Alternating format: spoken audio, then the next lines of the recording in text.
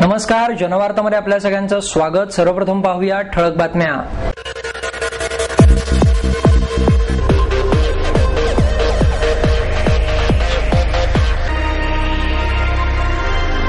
पुणे शहर आणि हडपसरमधील कचऱ्याच्या समस्येकडे महापालिकेने लक्ष द्यावे या मागणीसाठी शिवसेनेच्या वतीने महापालिकेसमोर अनोखे आंदोलन। मॉडर्न महाविद्यालयाच्या प्रशासकीय इमारतीचे उद्घाटन राज्याचे उच्च तंत्र शिक्षण मंत्री राजेश टोपे यांच्या हस्ते संपन्न। पुणे शहर काँग्रेस आणि एनएसयूआयच्या वतीने 1 ते 3 जुलै दरम्यान पुणे नोकरी महोत्सवाचे आयोजन। गुन्हेगारीला आळा बसण्यासाठी न्यायालयाने दिलेल्या शिक्षा तात्काळ होणे आवश्यक आहे, ॲडव्होकेट उज्ज्वल निकम यांचं मत। पुणे शहरातील आणि हडपसरमधील कचऱ्याच्या समस्येकडे महापालिकेने लक्ष द्यावे या मागणीसाठी शिवसेनेच्या वतीने महापालिकेसमोर अनोखे आंदोलन करण्यात आले। पुणे शहरात आणि त्यातूनही हडपसर मतदारसंघात कचऱ्याची समस्या गंभीर झाली असून महापालिकेने या प्रश्नाकडे गांभीर्याने लक्ष द्यावे अशी मागणी करत हडपसर मतदारसंघाचे आमदार शिवसेनेचे महादेव बाबर आणि त्यांच्या कार्यकर्त्यांनी महापालिकेसमोर अनोखे आंदोलन केले। वाजंत्री लावून फटाके उडवून आंदोलकांनी आयुक्तांना 2 कंटेनर भरून कचऱ्याचा आहेर दिला। अतिरिक्त आयुक्त नरेश झुरमुरे यांनी आंदोलकांचे निवेदन स्वीकारले आणि हा प्रश्न सोडवण्याचा प्रयत्न करू असे आश्वासनही दिले। ससून येथील अँब्युलन्स संघटनाही या आंदोलनात सहभागी झाली। हडपसर मतदारसंघातील कोंढवा बुद्रुक खुर्द, रामटेकडी, वैदुवाडी, हडपसर गाव, ससाणेनगर, काळेपडळ, सातववाडी, गाडीतळ, विठ्ठलनगर, माळवाडी या परिसरात घाणीचे साम्राज्य पसरले आहे। या परिसरात जागोजागी कचऱ्याचे ढीग साचले असून 4-4 दिवस कचरा उचलला जात नाही। पावसाळ्यामुळे दुर्गंधी अधिकच पसरली असून माशा आणि डासांचा प्रादुर्भाव वाढल्याचे बाबर यांनी पत्रकारांशी बोलताना सांगितले। सत्ताधाऱ्यांचा महापालिका प्रशासनावर वचक नाही, हा वचक निर्माण करण्यासाठी हे आंदोलन केल्याचे बाबर यांनी सांगितले। लग्नात जसा आहेर देतो तसा कचऱ्याचा आहेर आम्ही प्रशासनाला दिल्याचेही बाबर म्हणाले।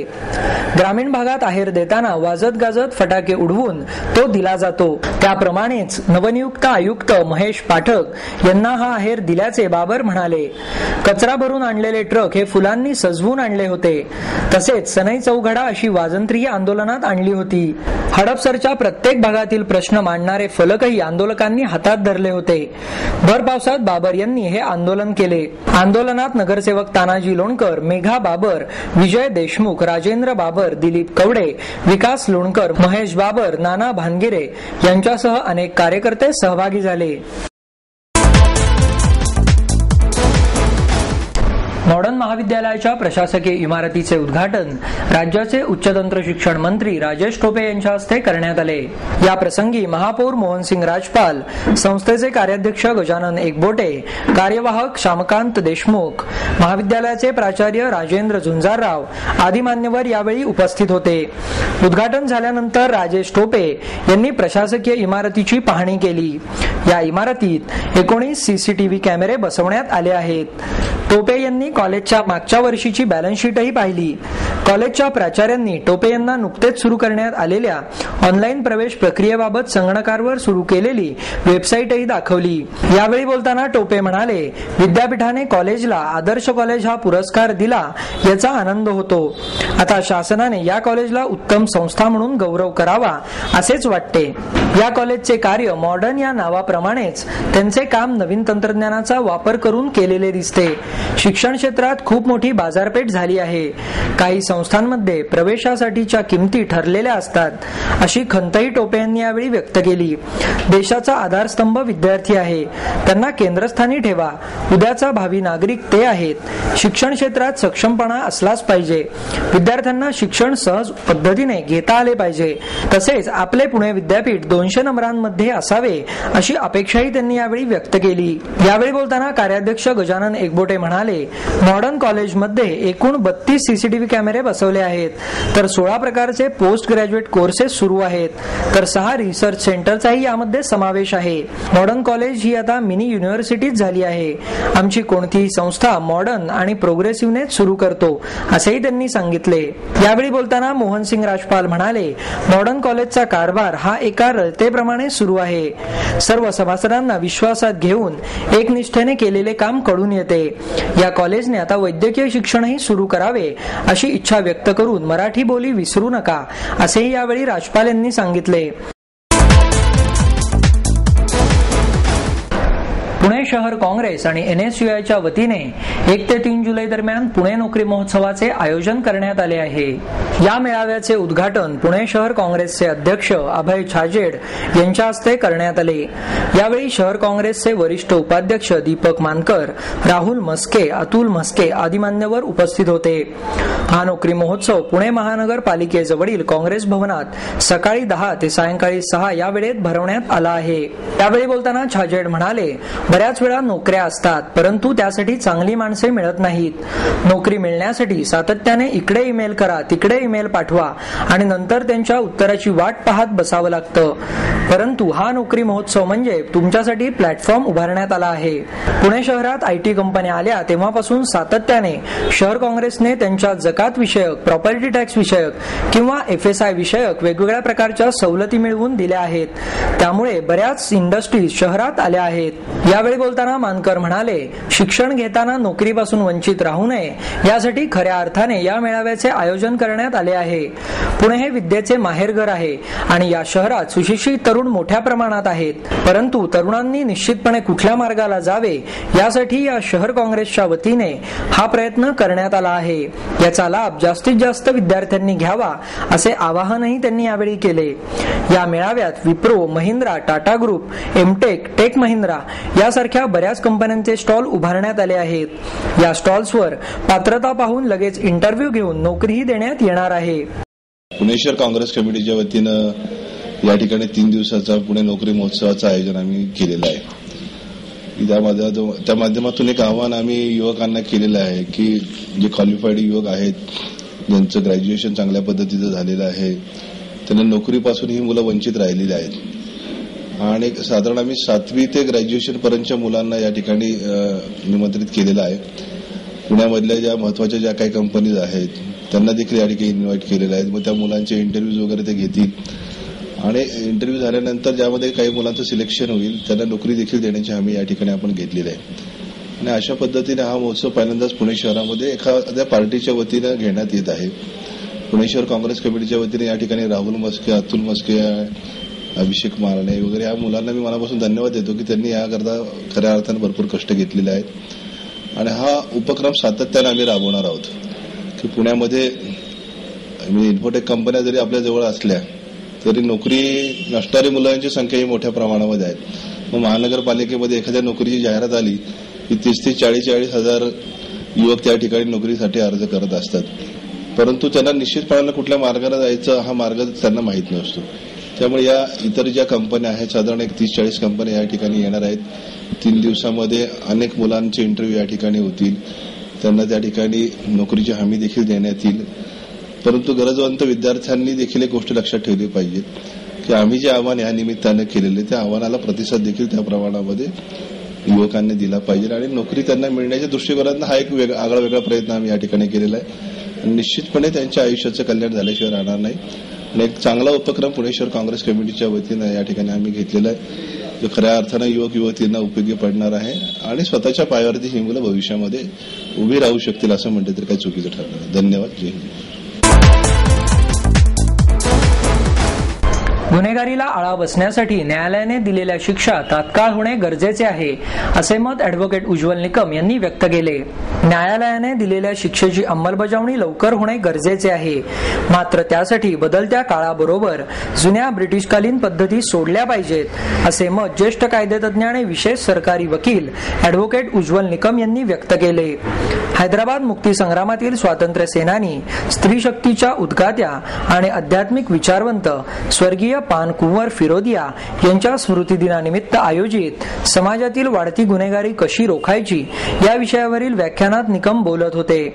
यावेळी प्रसिद्ध उद्योगपती अरुण फिरोदिया, डॉक्टर जयश्री फिरोदिया, डॉक्टर शांता काटेचा आदी मान्यवर उपस्थित होते। वाढती लोकसंख्या आणि त्यामुळे निर्माण होणारी बेरोजगारी गुन्हेगारी वाढीस कारण ठरत आहे। शासनाकडून रोजगार उपलब्ध होत नसल्यामुळे युवक दाऊद आणि छोटा शकील यांच्यासारख्या तयार केलेल्या संघटित गुन्हेगारीच्या मार्गाकडे वळतात। दुर्दैवाची बाब म्हणजे लोकसंख्या वाढीच्या गंभीर प्रश्नाबाबत कोणतेही राजकीय पक्ष पाहत नाहीत। तसेच भ्रष्टाचार, सुडाचे राजकारण, आर्थिक पिळवणूक आदींमुळे गुन्हेगारी वाढत आहे। संस्कृती जोपासल्यामुळेही गुन्हेगारी रोखण्यास मदत होणार असून त्यासाठी प्रसार माध्यमांची भूमिकाही मोठी आहे। प्रत्येकाने आपल्या वागण्या बोलण्यातून कोणालाही त्रास होणार नाही या पद्धतीने जीवन जगले तर गुन्हेगारी थांबवण्याच्या प्रक्रियेला सुरुवात होईल, असेही निकम यांनी यावेळी बोलताना सांगितले। दीनानाथ मंगेशकर रुग्णालयाच्या बालरुग्ण विभागाच्या वतीने पुण्यात प्रथमच सुरू केलेल्या ह्युमन मिल्क बँकेचे उद्घाटन डॉक्टर जयंत कुलकर्णी यांच्या हस्ते करण्यात आले।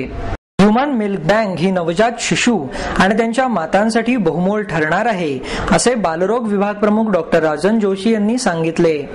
यावेळी रुग्णालयाच्या विश्वस्त भारती मंगेशकर, वैद्यकीय संचालक डॉक्टर धनंजय केळकर, दीपक दवे आदी मान्यवर उपस्थित होते।